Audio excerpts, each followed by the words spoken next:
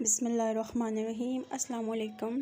हाँ जी व्यूवर्स, कैसे हैं आप सब? उम्मीद है आप सब ठीक होंगे, खैरियत से होंगे। आज मैं आपको कैलामॉक्स मेडिसन के बारे में बताऊंगी। कैलामॉक्स 625 किस लिए यूज़ होती है और साइड इफ़ेक्ट इसके क्या हैं।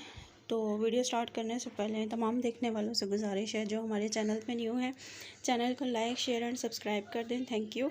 कैलामॉक्स 625 बेसिकली सवियर बैक्टीरियल इन्फेक्शन के लिए यूज़ की जाती है। ये एंटी बैक्टीरियल इन्फेक्शन जो इनसाइड द ईयर होता है, नोज़ में होता है, उसके अलावा लंग्स में होता है, गले में जो टॉन्सिल्स होते हैं उसके लिए इसको यूज़ किया जाता है। ये एंटीबायोटिक है, एज ए एंटीबायोटिक इसका यूज़ होता है और बहुत अच्छे रिज़ल्ट्स हैं इसके।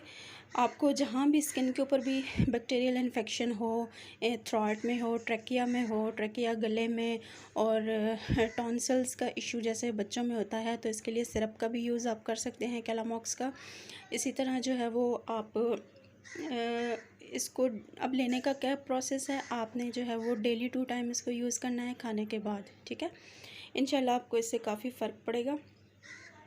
बहुत अच्छे रिज़ल्ट्स हैं इसके।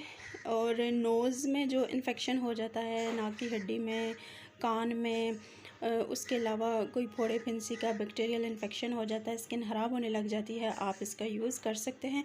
साइड इफ़ेक्ट इसके ये हैं कि आप इसको ओवर यूज़ से भी आपको हो सकता है, मतलब कि दिन में अगर तो आपको इन्फेक्शन नॉर्मल है तो फिर आपने 1 टैबलेट खानी है। अगर सेवियर इन्फेक्शन है तो फिर आप 2 टाइम यूज़ कर सकते हैं, ठीक है।